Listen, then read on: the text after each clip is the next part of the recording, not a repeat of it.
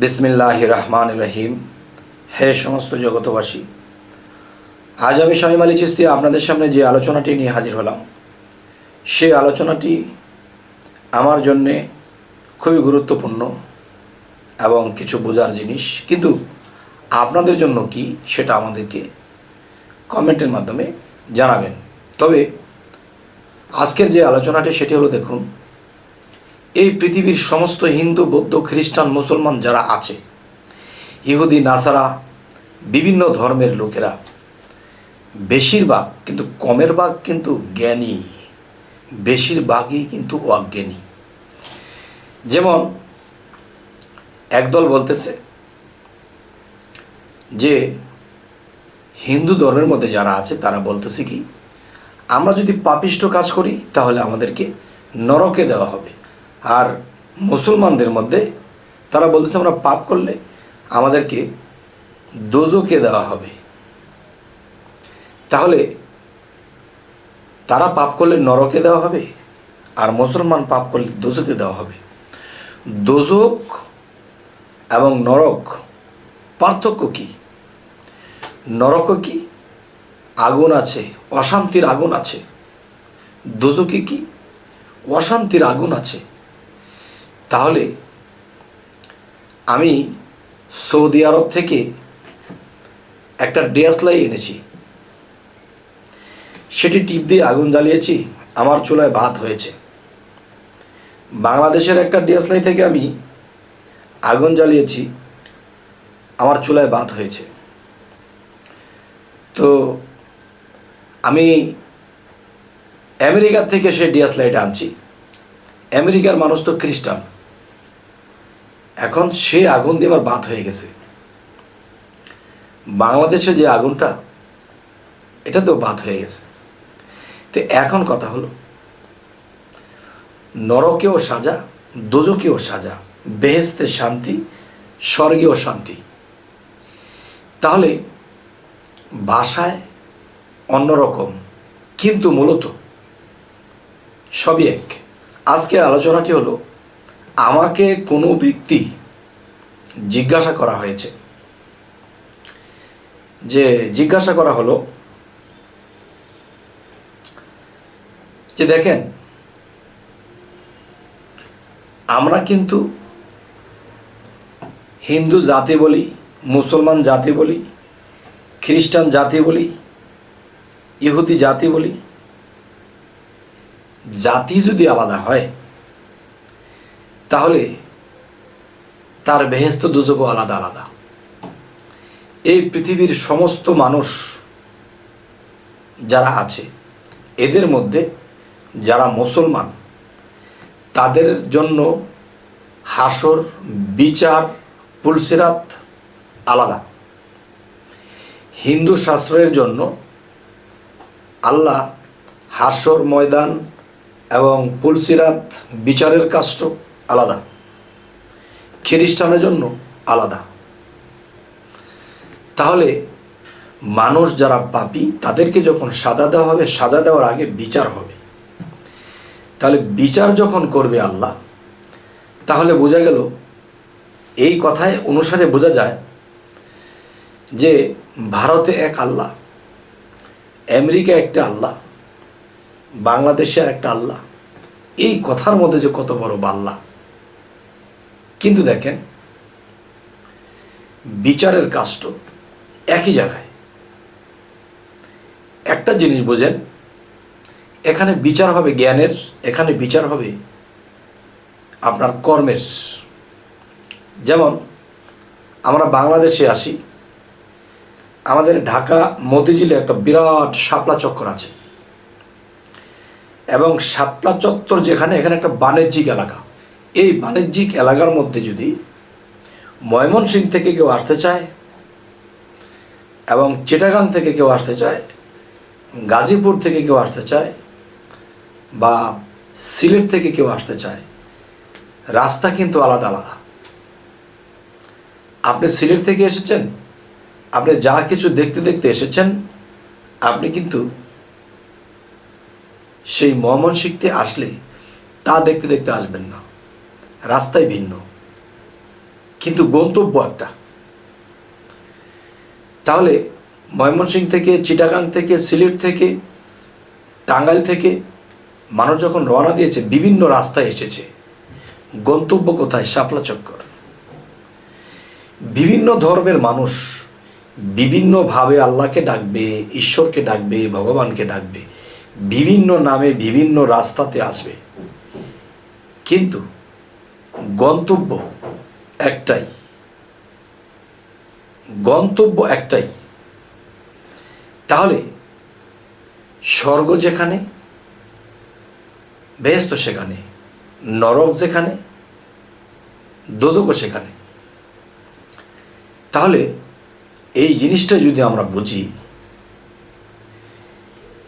যে আল্লাহ এক একটা জায়গার মধ্যে, এক একটা রূপে, এক একটা ভাবে, এক একটা চরিত্রে, যেমন এক জায়গায় নাম ধরেছে গড, আরেক জায়গায় নাম ধরেছে আল্লাহ, আরেক জায়গায় নাম ধরেছে ঈশ্বর, আরেক জায়গায় নাম ধরেছে ভগবান। না বুঝলে অপমান। আসলে সবই কিন্তু সমান। তো এখন যেটা আমি বলতে চাচ্ছি, যিনি আমাকে জিজ্ঞাসা করেছিলেন যে আলাদা আলাদা ধর্মের মানুষরে কি আল্লাহ আলাদা আলাদা হাসর বানাবে, বিচারের স্থান বানাবে? না বাবা, একই জায়গায়। সেটা আপনি যে ধর্মেই থাকেন না কেন, ধর্ম যার তার, আল্লাহ কিন্তু সবার। ধর্ম যার তার, ঈশ্বর কিন্তু সবার। ধর্ম যার তার, ভগবান কিন্তু সবার, কিন্তু বিভিন্ন নামে এটা এসেছে।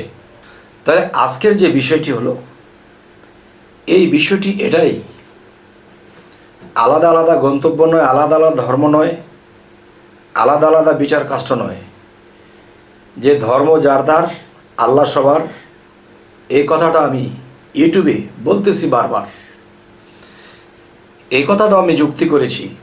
দেখেন, এই বিশ্বব্যাপী একজন নায়ক, খুব সুপরিচিত, রাজ্জাক, একটা বাচ্চা মানুষ চিনি। সে একটা জায়গায় গিয়ে অভিনয় করেছে, সে দেশের রাজা। আরেকটি জায়গাতে অভিনয় করেছে, সে ভিখারি।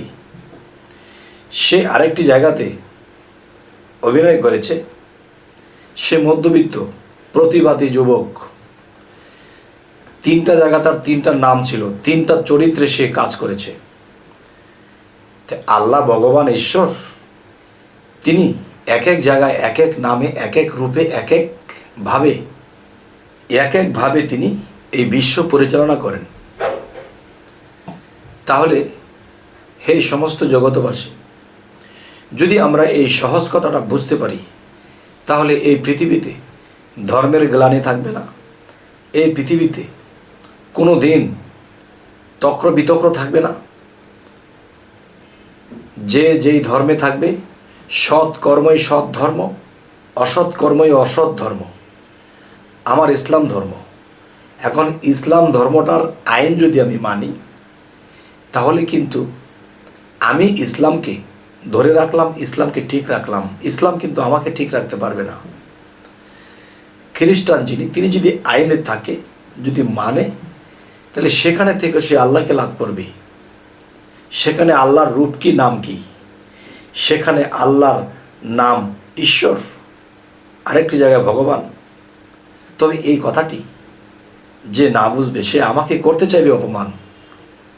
তবু আমি বলবো সব কিছুই সমান। তাই আমি একটি জায়গাতে বলেছি যে হিন্দু, বৌদ্ধ, খ্রিস্টান, আমি মুসলমান, মানব স্রোত জন্ম নিয়া দেখি সকলই সমান। গীতা শাস্ত্রে আর ত্রিপিটক বাইবেলেতে পাই, কোরআনের বাইরে কিছু নাই, করে দেখো প্রমাণ। যেই সত্যতে মঈনুদ্দিন আর আসছে বড় পীরে, কোন সত্যতে লোকনাথ বাবা হয়েছে বিরাজমান। যদি আমরা চিন্তা চেতনা করি, তাহলে সকলই সমান। দেখেন, এই পৃথিবীতে যারা মুর্শিদ ধরেছে, তারা কিন্তু ধর্মের বিশৃঙ্খলা করে না। আর যারা মুর্শিদ না ধরেছে, যারা পীর মুর্শিদদেরকে দেখতে পারে না, ভণ্ডচন্ড বলে, দেখবেন ভণ্ডা কাজ তারাই করতেছে। এবং যারা বলতেছে ইসলামের বিশৃঙ্খলা করা যাবে না, কিন্তু তারাই কিন্তু ইসলামের বিশৃঙ্খলা করে যাচ্ছে, কিন্তু তারা বুঝতে পারছে না। আচ্ছা, এখন বিষয় হলো কি, আমরা যদি একটা টেলিভিশনের নাটক দেখি, তো সেই নাটকের মধ্যে কেউ ভালো পাঠ, কেউ শয়তানের পাঠ, কেউ খারাপ, কেউ মধ্যবিত্ত পাঠ। এখন এর মধ্যে কে পেস লাগাইতেছে, কে শয়তানি করতেছে, কে ভালো করতেছে, এটা কিন্তু যে দোষী সে নির্দোষী হচ্ছে, আর যে দোষী সে দোষী হচ্ছে না। তাহলে এই নাটকের মঞ্চের ভিতরে যারা অভিনয় আছে বলতে পারছে না কার দোষ। এখন যারা দূর থেকে এটা দেখতেছে তারাই কিন্তু বলতে পারতেছে যে এখানে দোষ কার। তাহলে আমি বলি আমার ইসলাম ধর্মের জন্য আমি জান দেব, তরিকতের লোক বলতেছে আমি ইসলামের জন্য জান দেব, শরীয়তের লোক বলতেছে আমি জান দেব, কিন্তু আসলে জান দিয়ে ইসলামকে রক্ষা করার যে বিষয়, কিন্তু দেখেন এই জান দিয়ে পরে নিজের জানও খোয়ানো হলো, ইসলামও কায়েম হলো না। তার মানে সে যে ইসলাম কায়েম করবে বলে আগাচ্ছে, এই আগানোর মধ্যে তার ভুল আছে, আর এই ভুলটা ধরবে আরেকজনে, আর যে ভুল ধরে দেবে তাকে মেরে দেওয়া হবে। তাহলে সে মানুষ কীভাবে হবে? তাহলে একটি কথা আছে যে এক মুমিন আরেক মুমিনের আয়না স্বরূপ। এক মুমিনের আয়না স্বরূপ যদি আরেক মুমিন হয়, দেখবেন একজন ভালো মানুষ সে আবেগের বশে একটা কাজ করতেছে, তো আরেকজন মুমিন এসে বলতেছে ভাই এই কাজটা এমনি না, এই কাজটা এমনি না করে অমনে করলে ভালো হবে।